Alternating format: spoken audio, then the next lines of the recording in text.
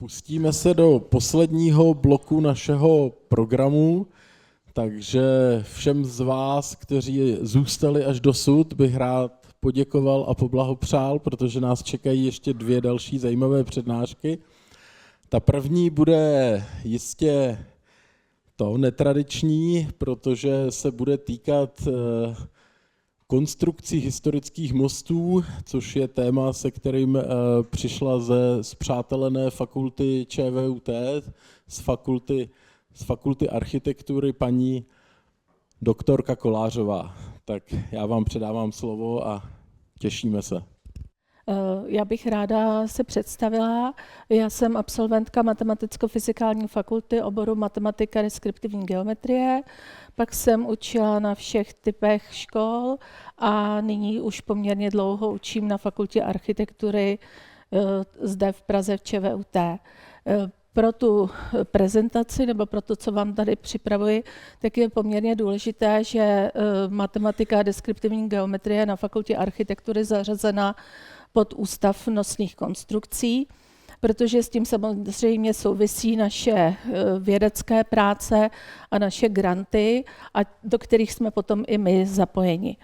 A já, když jsem studovala na matematicko-fyzikální fakultě, tak jsme poměrně hodně šli v té teoretické rovině a velmi málo jsem si dokázala představit, že ty teoretické úlohy někde mají použití. A můj tatínek pracoval v Akademii věd, byl chemik a já jsem pak jednou k němu přišla do práce a oni tam řešili poměrně složité matematické rovnice, protože dělali spektrální analýzu prvků. A já jsem najednou pochopila, že ta teorie, kterou vlastně jsem tam leta se učila, tak má nějaký další význam. A myslím si, že to pro mě bylo hodně motivační a vždycky se snažím i svým studentům aspoň trošičku motivačně nějaké aplikace ukazovat.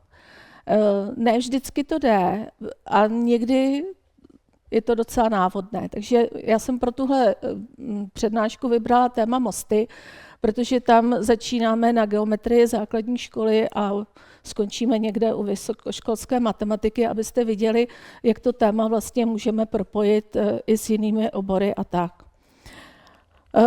Když to téma vezmeme jako celek, tak je obrovské a my musíme stále ubírat a zužovat a soustředíme se potom na jeden konkrétní most. Když si vezmete historické kamenné mosty, tak na tom prvním obrázku vlevo je most, který postavili Římané, když dobývali Evropu. Je to ze severu Portugalska a vidíte, že ta geometrie je úplně jiná, než potom, když stavěli svůj kamenný most v Římě a zase jiná než v Belgii. My se soustředíme jenom na oblast Čech, protože jinak by to bylo pro nás příliš široké téma. A soustředíme se tedy na vývoj vlastně geometrie nosné konstrukce těch historických kamenných mostů, protože tam je to poměrně jednoduše představitelné. Ještě proč ty mosty?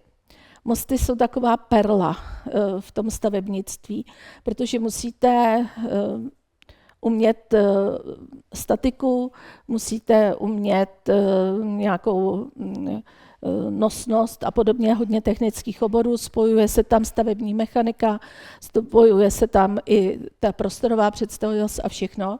A ta geometrie se v průběhu let mění podle toho, jak vlastně ta společnost někam postupuje a dochází k větším technologiím. Ta stavba mostů ukazuje na vlastně úroveň té společnosti, ve které ten most vzniká a zařazuje se do toho kulturně historického kontextu.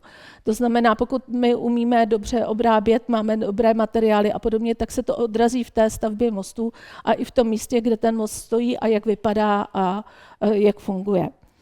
A proč se tím vůbec zabýváme dneska? My se tím dneska zabýváme proto, že všichni znáte třeba kauzu Libeňského mostu, zbourat, nezbourat a podobně.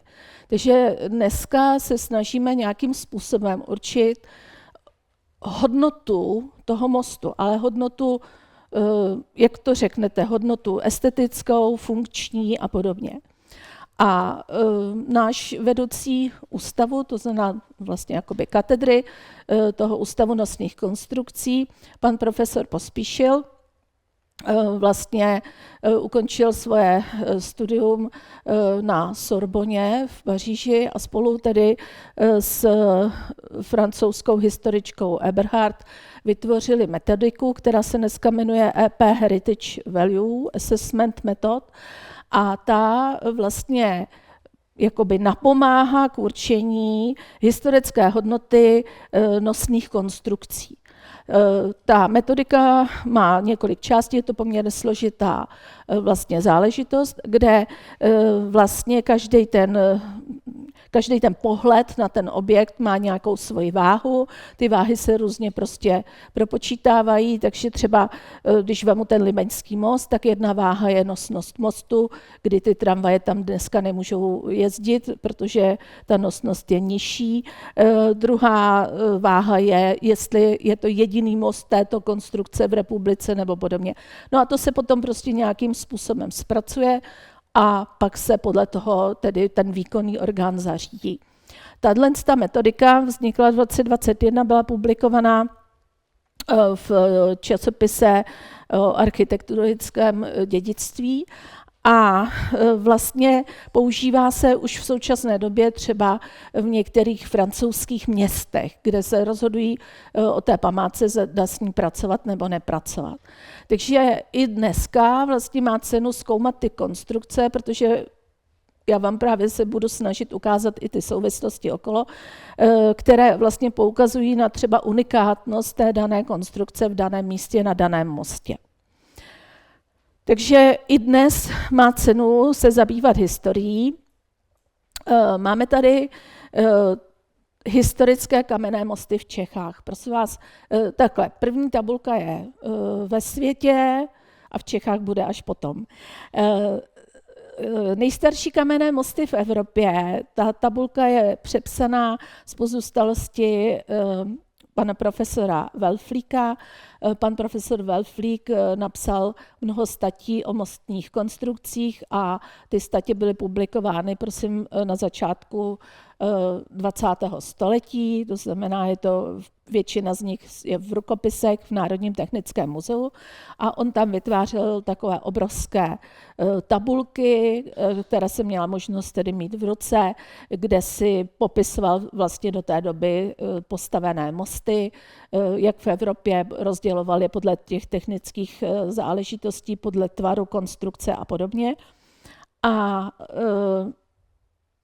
já jsem tedy přepsala tu tabulku, kde tady vidíte prvních 7 mostů, kamenných mostů v Evropě. Ale ono to tak úplně není, protože my musíme říci, že kamenné mosty vznikaly už za Sumerů v Řecku, pak vznikaly velký vývoj byl v Římě, takže oni jsou to vlastně z té pozdější historie, ty kamenné mosty. A na 7. místě v té tabulce jsou Čechy a je to prosím Juditin most tady v Praze. Jehož zbytky vlastně můžeme dneska vidět na úpatí Karlova mostu. A ten most, ten nevznikl sám o sobě. Ten vznikl tedy v nějakém místě Brodu a podobně, ale zároveň ta struktura, ta stavba, ta geometrická konstrukce vycházela z toho mostu, který je tam na fotografii, a to je most v Řezně. Judita pocházela z té části Německa, to znamená, že pravděpodobně povolala tedy ty kameníky z Řezna a oni tady vytvořili vlastně ten most. Ten most v Řezně, který je na fotografii, je teď po rekonstrukci. A všimněte si vlastně tvaru těch oblouků, které tady máte, a nějak podobně si můžeme představovat ten Juditin most. Ten most v Řezně ještě není vodorovně, je mírně takhle jakoby nakloněný a to souvisí zase s vodou, s odtoky a s tou konstrukcí celkovou. Další, čeho byste si měli všimnout, protože se k tomu vrátíme potom v té další části, jsou mosty, které mají elipsovitou klenbu nebo elipsovou. To vysvětlím později, jaký je mezi tím rozdíl.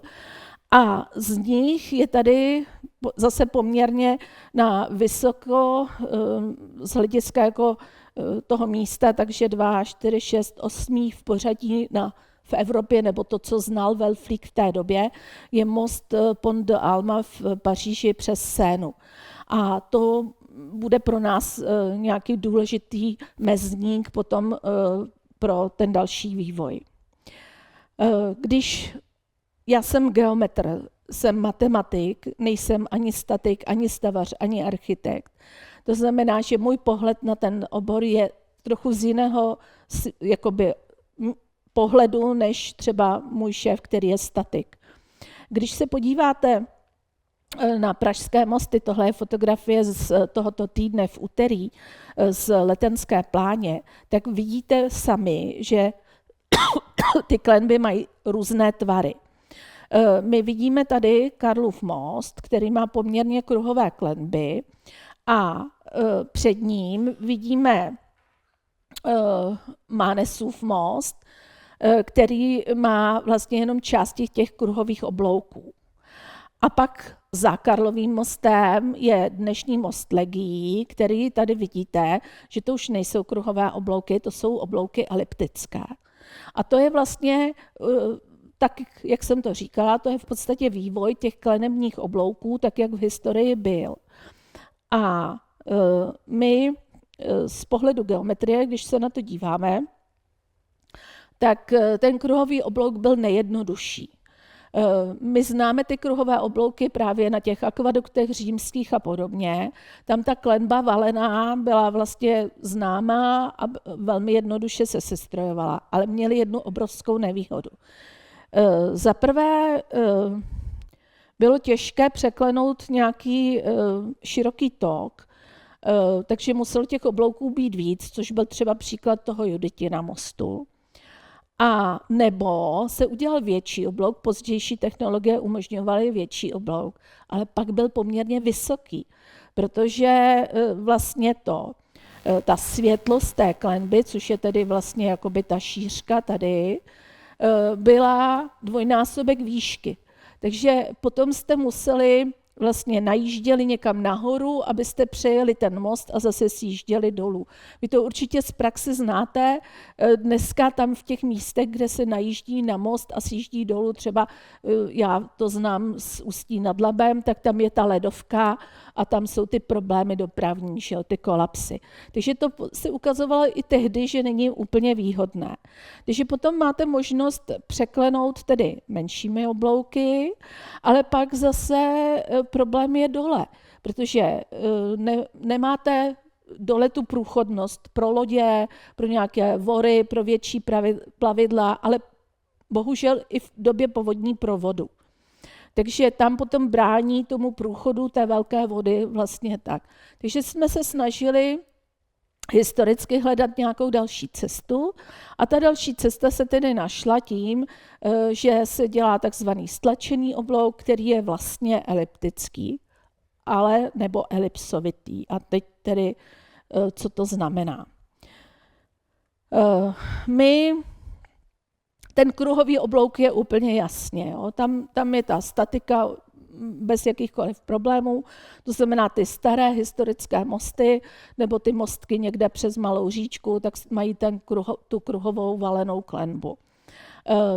Později v tom vývoji ten kruhový oblouk patří do románského a gotického období. Později v tom vývoji se začal tedy dělat ten segment, to už je jako doba barokní, takže ta geometrie vlastně jakoby ukazuje i trošku na stáří toho mostu. A teď, co nám z toho vyplývá, jak nám ta geometrie ukazuje něco o té době té výstavby. Tak podívejte se tady na most v Písku, jo? To je současný stav, fotka je stará asi 2 nebo 3 roky. Tady je několik kruhových oblouků a tady je jeden segmentový. No a prosím vás, ten segmentový je opravdu o 3 století později, protože byla povodeň, ta povodeň strhla most a místo 2 kruhových oblouků vlastně potom v opravě udělali jeden segmentový, což pomohlo potom vlastně průchodu vorů a plavidel pod tím mostem a bylo to z hlediska jako využitelnosti potom té řeky výhodnější. Takže tento oblouk je o nějakých 300-400 let mladší a my to na té geometrii vidíme. A to není geometrie jenom těch valených kleneb, ale to je geometrie i třeba pilířů a podobně. A to je poměrně už zase složité. To znamená, v období baroka vzniká poměrně obrovské množství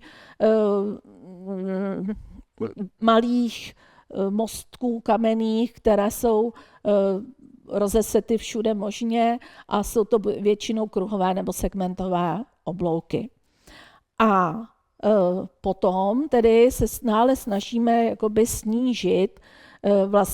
snížit tu klenbu při zachování té světlosti, to znamená toho rozpětí. A tam přichází eliptický oblouk. Ten eliptický oblouk byl prvně použit ve Francii a teď, jak my to s tou Francií máme. Ve Francii byla římské akvadukty a podobně, oni je museli spravovat. To znamená, že při té správě vlastně přišli na princip toho fungování, toho klenebního systému. My víme, že byl Juditin most, pak most v Písku a třetí kamenný most v Čechách, nebo na území dnešních Čech postavený byl v Roudnici nad Labem. Zbytky toho kamenného mostu tam najdete v muzeu. A ten byl postaven tak, že Jan z Dražic měl nějaký církevní spor a byl asi 12 let vězněn v Avignonu a z té cely viděl akorát na ten avignonský most. A řekl, že pokud on opustí tu Francii a dostane se z toho soudu jakoby v pořádku do Čech, takže postaví most. No a protože byl tedy domovsky patřil do Roudnice, takže potom on si z té Francie potom po 12 letech věznění přivedl 2 francouzské mistry, byl to mistr Vilém, který s 2 pomocníky a oni postavili v Roudnici jeden oblouk a naučili to ty místní zedníky a kameníky a vrátili se po roce do Francie a ti, kteří stavěli v Roudnici ten most, pravděpodobně byli stejní, kteří potom stavěli Karlův most. To znamená, ten zbouraný most v Roudnici nad Labem byl předobrazem, vlastně tou klenbou a těmi proporcemi byl předobrazem toho Karlova mostu. To znamená, tam ještě přichází určitý transfer technologií. No a v té Francii byl obrovský technologický rozmach, takže byla tam založena stavební škola mostů, speciální stavební škola pro stavitele mostů. S tím souvisí, prosím, také základy deskriptivní geometrie, takže jedním z učitelů na té škole byl Gaspard Monge a je to základ, vlastně původní základ dnešní pařížské polytechniky. No a tam prvním ředitelem této školy byl Peronet a Peronet postavil ve Francii 14 kamenných mostů a všechny ty mosty, které postavil, tak měly právě tu eliptickou klenbu. Ale eliptickou nebo elipsovitou. A teď tedy, jaký je ten základní rozdíl.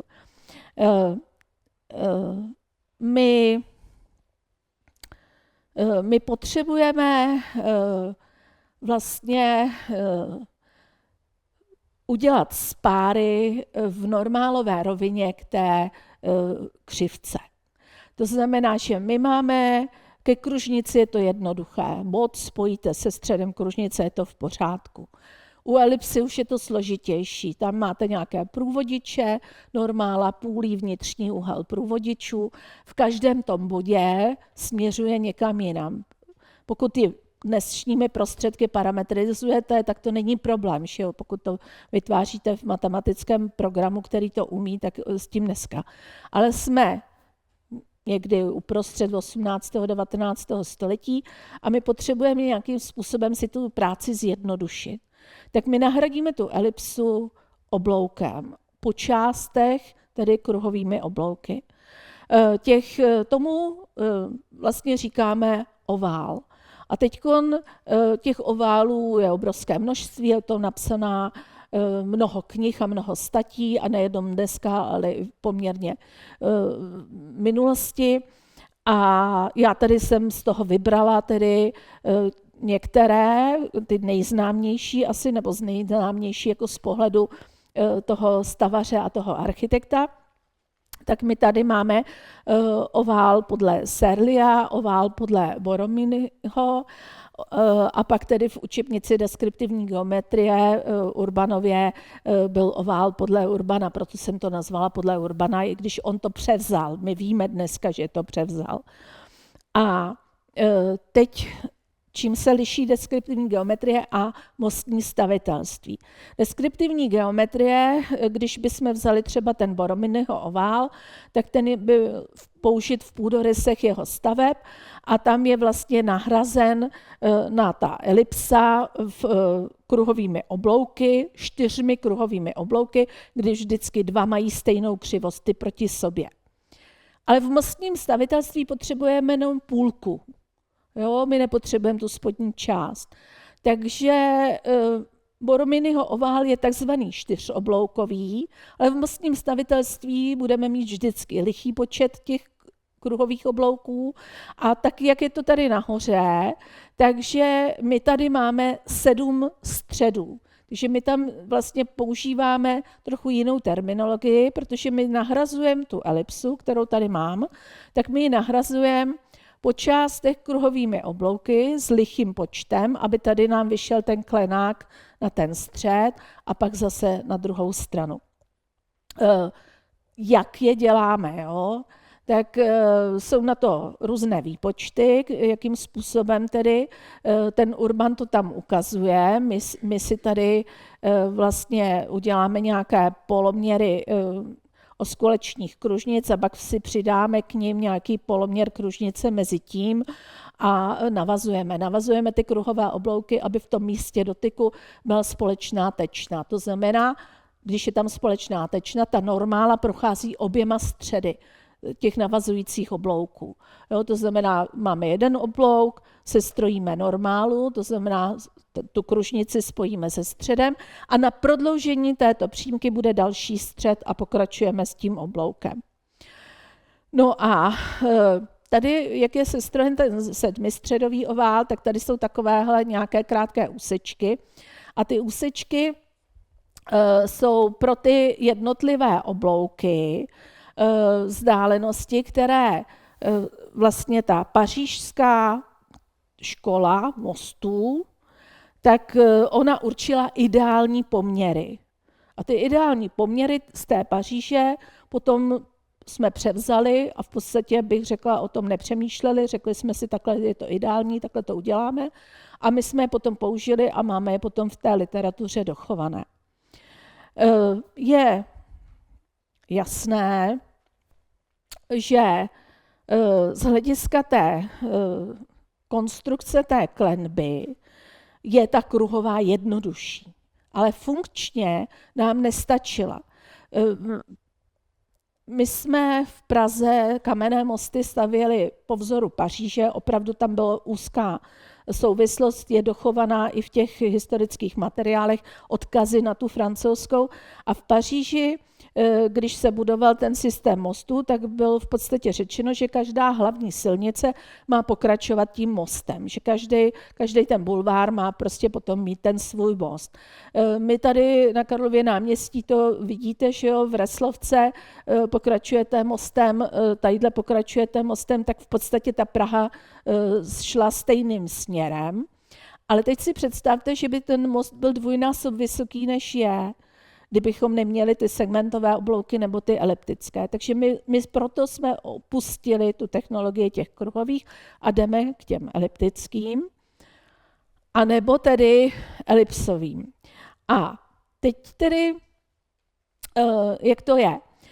Eliptický je ten, co matematik chápe pod elipsou. Elipsovitý je ten ovál, který nahrazuje po částech kruhovými oblouky tu elipsu. My dneska v dnešní terminologii už to vůbec nerozlišujeme.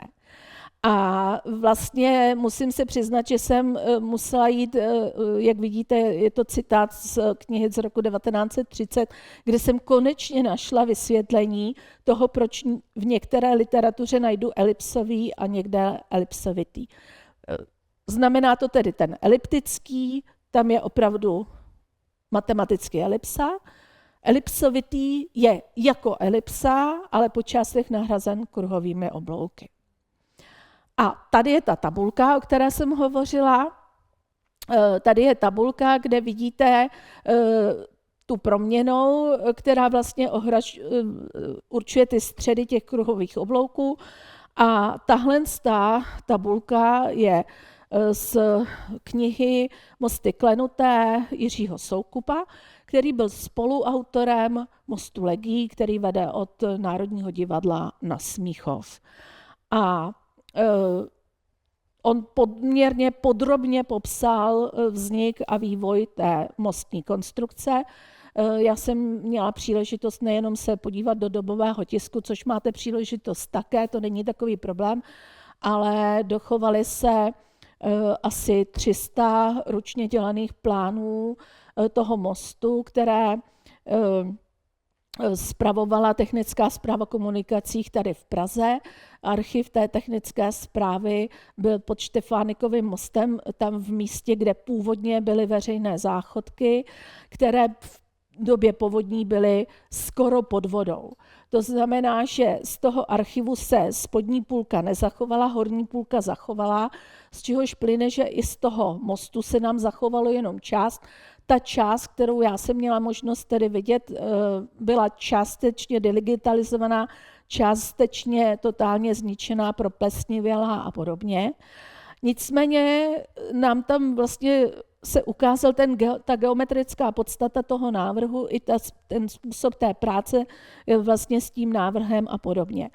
A byly tam odkazy právě na Peroneta a tady máte původní publikaci Peroneta, kde on vlastně vysvětluje, jak ty oblouky dělat a je to nějaká právě ta učebnice pro studenty té vysoké školy mostního stavitelství.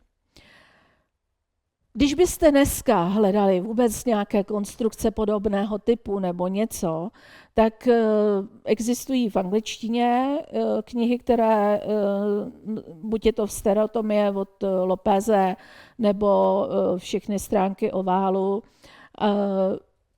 Částečná zmínka, ale jenom taková velmi letmá, je v učebnici kamenořezu pro střední průmyslové školy kamenické. Že tam nějaké takovéhle informace najdete. Abyste viděli ten rozdíl mezi oválem a elipsou, tady je třeba říci, že pokud to zobrazujete v nějakých grafických systémech, pak byste měli vědět něco o tom grafickém systému. Protože třeba AutoCAD, který je běžně mými studenty používán, zobrazuje ovál a říká tomu elipsa. Ten ovál je 16obloukový a v podstatě to nikdo dál neřeší, co to je nebo jak to vypadá. Parametrizujeme třeba v RINu a tam potom můžete opravdu zobrazit elipsu i ten ovál, což je tedy tenhle případ. A vidíte, že na i té obrovském zvětšení ten rozdíl je téměř neviditelný okem. Jo, mezi tím nahrazením toho, a to ještě jsem použila ten 4obloukový ovál a ne ten 8obloukový nebo 7obloukový a podobně. Jo? Takže tady vidíte jednoduše pro studenty, ale funguje to prosím vás jenom v určitých poměrech hlavní a vedlejší osy.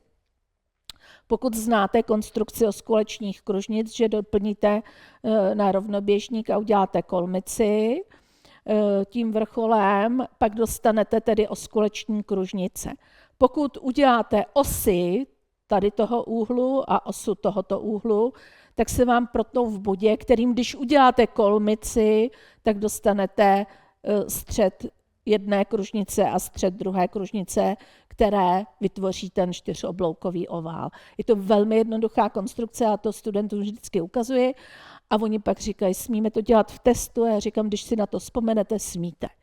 Ale pokud máte veliký rozdíl, tak se vám z toho stane taková jako krabice, jo? Tam, tady budou takhle ty obloučky a tady to bude skoro rovný. Takže tam to nefunguje, tam to nejde použít. Tohle je prostě pro určitý poměr hlavní a vedlejší osy. No a my z těch kamenných mostů, tak já jsem tady hovořila o prvním kamenném mostě Juditině, pak dochovaný druhý kamenný most v Čechách je v Písku, který ještě stále je dochovaný. Třetí kamenný most byl v Roudnici, ze kterého zbyly jenom některé kameny. My to poznáme, prosím, podle způsobu, jak jsou opracovány a podobně. A při rekonstrukci mostu v Roudnici se ze dna řeky, ze dna Labe ještě vyhrabaly nějaké další základní kameny, takže tam víme Karlův most.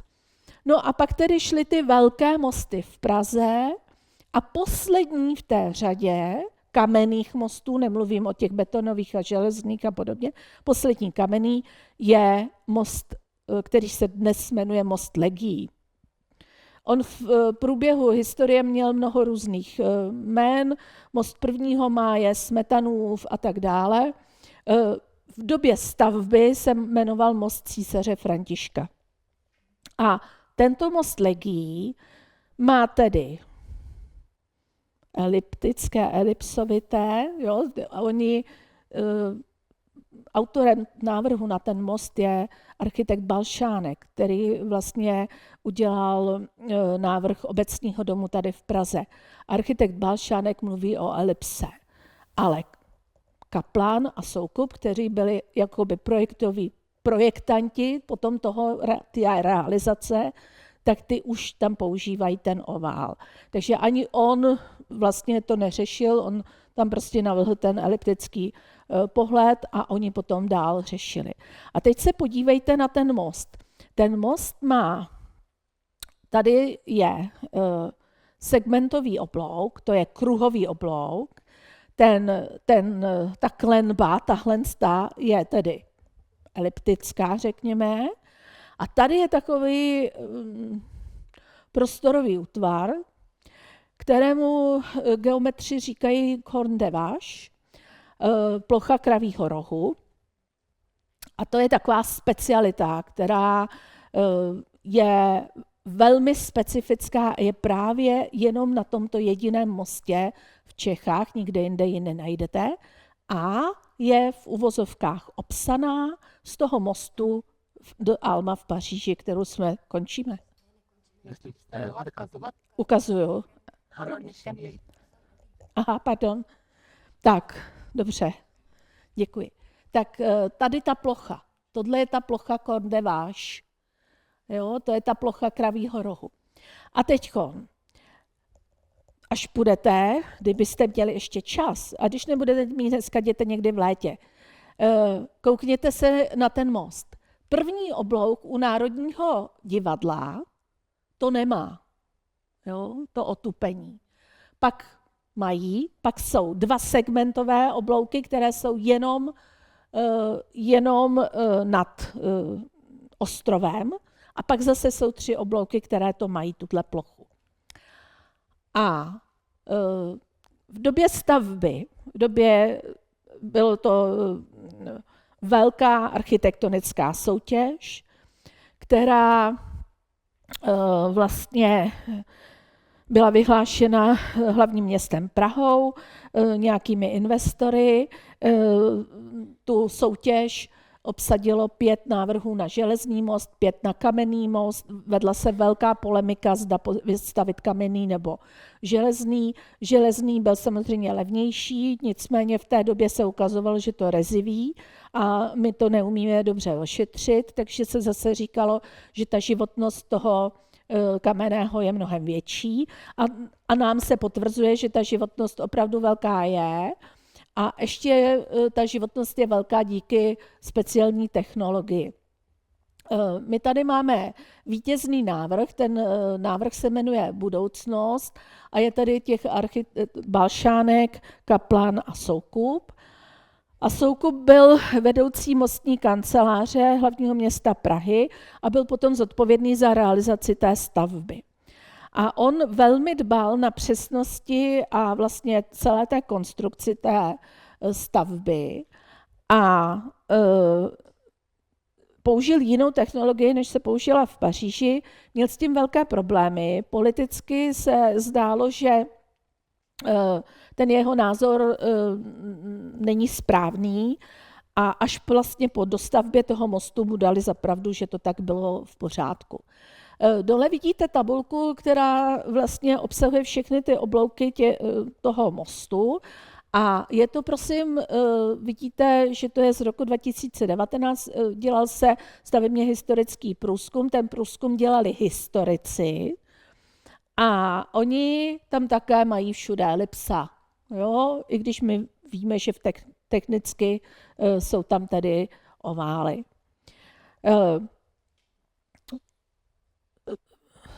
Podívejme se na ten most v Paříži, který má vlastně stejné okosení. Tady vidíte to okosení, tady je tady ta elipsa, tady je ten segment a tady je to okosení a tady my potřebujeme, aby ty spáry byly v těch normálových rovinách. A my jsme v podstatě ten most architekti znali, návrháři, oni podle něj udělali proporce toho budoucího mostu a akorát vlastně použili jinou technologii a ta jiná technologie je v tom, že Francouzi vystavěli kamenný most a pak ty vlastně nálevky nebo tu plochu Corne de Vache prostě otesali. Jo, z té hotové hmoty na místě to. A používali maltu. Náš most Legií je stavěn tak, že každý ten klenák byl otesán a dosazen na to správné místo na sucho. A bylo to proto, že ty římské akvadukty jsou stavěné na sucho s velkou přesností a mají právě velkou životnost, protože to, co se nejvíc zničí, je ta vyplavená malta. Takže ten most, a oni právě tomu Soukupovi nevěřili, že to bude správně. Jenomže, aby udělali ty klenáky úplně přesně a tak bylo právě potřeba těch 300 výrobních plánů, kde ta firma v tom lomu vlastně otesávala ty kameny. A ono to je velmi složité. Ten most, tohle je průvodní tabulka, jo, která je v tom archivu technické správy komunikací, tak takhle to vypadá. Je to asi metr na 70 cm, kde je každý ten klenební oblouk popsán. A každý ten klenební oblouk je asymetrický. Tam není jeden stejný, každý je jinak. A každý vlastně, tady dole vidíte čísla, tam jsou počty klenáků, které jsou do toho jednoho kruhového oblouku, jo, tam je vždycky ten kruhový oblouk a nějaký počet rozdělen na nějaký počet, tam je počet těch klenáků, pak je ten navazující, tak to tady já to zase ukážu, tady dole, jo, to jsou ty počty klenáků a velikost těch klenáků, takže tady to vidíte, jsou tam všechny rozměry, ale není tam nic, ani ten oblouk není symetrický, protože tak jako ten most v Řezně, i tento most má uprostřed nejvyšší výšku a mění se, tak ještě ty oblouky jsou malinko vyhnuté do výšky. Ta plocha, která dělá tu nálevku, to je plocha, která je tam z několika důvodů. Za prvé, to je tady ta.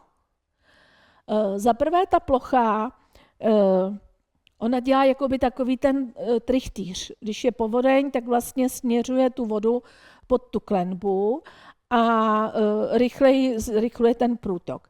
Pak samozřejmě by nebyla potřeba z druhé strany, byla by potřeba jenom ve směru toku. Nicméně architekti jsou takový, chtějí to mít všechno symetrické, tak to udělali i z druhé strany. Ale není právě nad tím Střeleckým ostrovem, tak tam není, protože tam se nepředpokládalo, že by ta voda tekla. A pak není nad tím prvním obloukem u Národního divadla a tam je to zase z úplně jiných důvodů. Tam je to prosím z důvodu toho, že na tom místě byl původně řetězový most a město chtělo ušetřit, takže řeklo, aby ten návrh využil ty původní pilíře. A ten první pilíř byl obrovsky složitě konstruován, protože ten původní pilíř byl na písku a vlastně se propadal, takže se tam museli použít speciální kesony, kterými se vlastně stavěl základ toho pilíře a oni se báli, že když odsekají tu hmotu, takže zlehčí tu klenbu a proboří se jim to. Takže z toho důvodu na tom prvním oblouku to není. No a teď jaká je to plocha? A teď jsme tedy u té matematiky, konečně z té geometrické stránky, ale my můžeme tu plochu vytvářet i geometricky. Je to zborcená přímková plocha. Zborcená znamená, že není rozvinutelná do roviny. Rozvinutelné do roviny jsou válce, kůžele a plochy tečen prostorové křivky. Ani jedna z nich to není, to znamená, je to zborcená přímková plocha, která je určena 3 řídícími útvary. A ten řídící útvar je, řekla bych ta elipsa, ale jsou to ty kruhové oblouky, jo? Ten ovál, teda budu říkat. Pak ten kruhový segment a pak tady přímka, která vlastně je střed toho kruhového oblouku, toho oválu.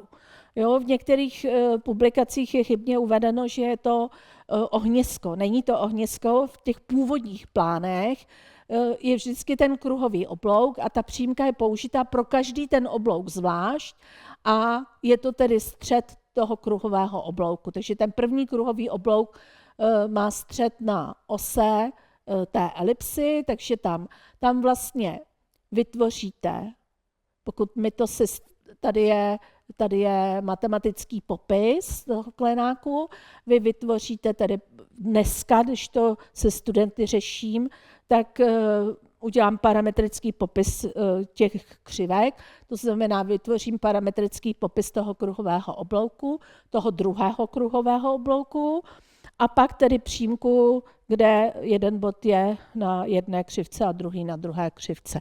Tak já to tam mám, my to teda samozřejmě jako ručně nepočítáme, že jo. Takže GeoGebra, výborná, v té GeoGebře můžete tedy, a tady zrovna ten příklad, který ukazuji, tak tam opravdu není elipsa, ale jsou tam ty ovály, to znamená, jsou tam ty jednotlivé přímky, vidíte, že jsou použity S1 a S2 podle toho, jak se mění ten ovál a tam je potom dopočítaná ta plocha v té GeoGebře. Těm studentům se to líbí, protože oni to přímo vidí, ale vlastně musí znát tu geometrii a musí k tomu umět správně přistoupit. Takže z mého pohledu pro budoucího architekta je to dostatečné. Možná pro budoucího statika ne, ale ten architekt za stolik teoretické části nepotřebuje. A tady je to, jak se to dělalo kdysi. Jo, tady jsou vlastně ty nákresy a tady dole vidíte tu obrovskou složitost těch klenáků, protože ty vrstvy těch klenáků vlastně na sebe navazují a ta další vrstva jakoby doplňuje a jsou tam udělány takové kamenické zámky, aby to do sebe dosedlo. Protože ten most, když byl vyskružen, pak byly ty klenáky zasazeny a pak to skruží bylo odstraněno, tak klesnul o milimetry. Ani jeden oblouk neklesl víc než 0,5 centimetru. To znamená, opravdu to bylo úplně přesně na míru uděláno. A proto si myslím, že dodnes stojí. Zatímco ten v Paříži teda ne. Vidíte tu složitost těch kamenů, musí to být samozřejmě, každý ten klenák měl svůj výkres, každý ten klenák měl vlastně způsob, jak ho opracovat, abyste ho nerozbili, že aby se nerozsekl někde vprostřed a podobně. A k tomu byla vybraná maďarská firma a je tam tedy použit kámen z místních lomů, protože nejdražší na té stavbě toho mostu potom byla doprava, takže se vždycky využívaly ty mosty v okolí, takže to se dopravovalo po Vltavě, se ty kameny pak dopravovaly přímo na to místo. Tady je tedy ta plocha Corne de Vache, kde vidíte vlastně tady krásně vidíte nahrazení té elipsy po částech kruhovými oblouky, vytvoření těch normálových rovin a ten počet těch klenáků. Tohle je tedy pohled nárys, tohle je půdorys. A tady vidíte potom, jak ta plocha vypadá. Tohle všechno je publikováno v technickém obzoru, můžete si to tam najít. Je tam mnoho ještě dalších podrobnějších obrázků, které tam získáte. Tak, tady mám pohled ještě na ten most. Tady vidíte tedy částečně tu plochu Corne de Vache a vidíte ty klenáky. No, a oni jsou potom, když půjdete pod ten most, třeba na tom ostrově, tak uvidíte, jak oni jsou potom zahnuté, vlastně, aby to odpovídalo té ploše. Tam můžete krmit labutě a zároveň pozorovat přímkovou zborcenou plochu. A na té ploše je ještě něco zajímavého. A já už vidím, že skoro nemám minutu, tak já toho neřeknu. Na té ploše je zajímavé to, že v učebnicích deskriptivní geometrie se plochou Corne de Vache nazývá tato plocha. Ale já, když jsem hledala ten název v zahraničí, v cizí literatuře, tak jsem zjistila, že to vůbec není pravda, že oni pod to zahrnují mnohem širší oblast. A v podstatě je to tak, že oni zahrnují jakoukoliv zborcenou přímkovou plochu, kde ty řídící křivky leží v rovinách, dejme tomu kolmých půdorysně, ale ne rovnoběžných. Pak všemu tomu ostatnímu říkají Corne de Vache. Ale my, protože jsme ty učebnice jako převzali ze zahraničí, tak jsme to tak popsali, takže v té původní Jarolímek tam to je, pak v 3K už je to jenom jako zmíněno a pak v těch dalších učebnicích deskriptivy, které vycházely v polovině minulého století, tak už to není. Pak už se plocha Corne de Vache nazývá plocha mostu legií. A už vlastně. Takže my jsme udělali něco jako vysavač a lux. Jo? My dneska používáme firemní označení pro nějaký konkrétní výrobek. Tak, já už vím, že končím, takže prosím vás, já tady na závěr teda jsem si dovolila, mě to nedalo, jo.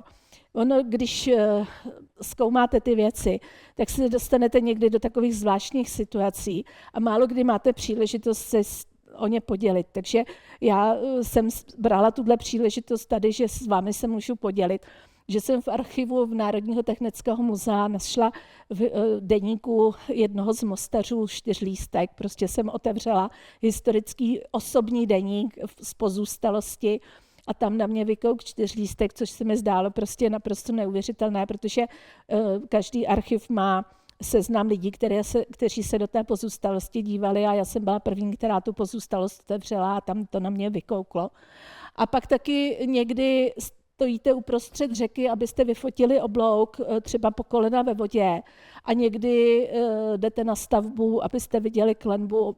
Tohle je teda ze stavby Negrelliho viaduktu, když byl teď rekonstruován a tam tedy,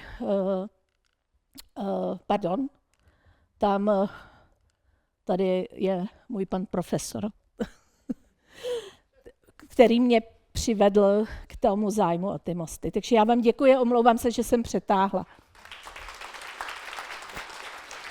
A moje otázka se teda týká toho, jak jste tady zmínila o těch rekonstrukcích mostů v Praze. Mně to jako jaký je na to váš názor? Protože mně to připadá, že tady jako Pontifex Maximus, že se o tom snaží rozhodovat kde jaký hlupák. Ve smyslu, kdo neví a neví, že neví. Já vám na to odpovím. Když jsem pročetla záznamy z jednání Městské rady Prahy z roku 1890, kdy se začal stavět ten most legií, tak je to pořád stejné historicky. To je známý. Jo, takže tam vidíte úplně stejný, ten autor vlastně toho návrhu, ten technik, ten Soukup, potom napsal tu knihu jako obhajobu té své práce, protože oni ho nejdřív vyhodili, pak zjistili, že to dodělali podle něj a ono to stojí, tak mu jako řekli, no tak dobře, tak si to nakonec vymyslel dobře. A on teda po 12 letech po dokončení sepsal knihu, aby tam popsal vlastně, obhájil ten svůj přístup. A proto my máme ty doklady, ale je to pořád stejné. Já myslím, že já k tomu nemůžu nic osobně říct. No mně jenom stačí, jak jsou tam otevřený ty dva oblouky, tady mluvím teď o tom Libeňském mostu, jak je vidět, jak v zoufalém stavu je to jádro. Jak může někdo, neznám Tady, firmu, která by si to dovolila bez těch znalostí něco s tím dělat. Ta metodika, kterou teda udělal pan profesor Pospíšil se Sofií Eberhardt, tak my nemáme ještě odvahu se k ní uchýlit. Jo? A ta metodika právě ukazuje, že třeba tato konstrukce Cordevaš nikde v republice není. Tečka. Takže je to jediný zástupce. Ale oni někde to používali, já teď úplně nevím, myslím, že ve Stuttgartu nebo Stralsundu, já nevím, jo, někde. A oni řekli, ano, tato technologie, ten most nám nevyhovuje naprosto z hlediska jakoby síly provozu a podobně, ale my stejnou technologii máme, já nevím, v Horních Kotěhůlkách, takže kdo bude chtít vidět tu technologii, tak pojede do Horních Kotěhůlek a my to prostě zbouráme. Jo, a tady vlastně není ještě ta odvaha nechat si do toho ty akademiky mluvit. No. Tak asi už teda budeme muset pokročit. Děkujeme ještě jednou. Děkuji.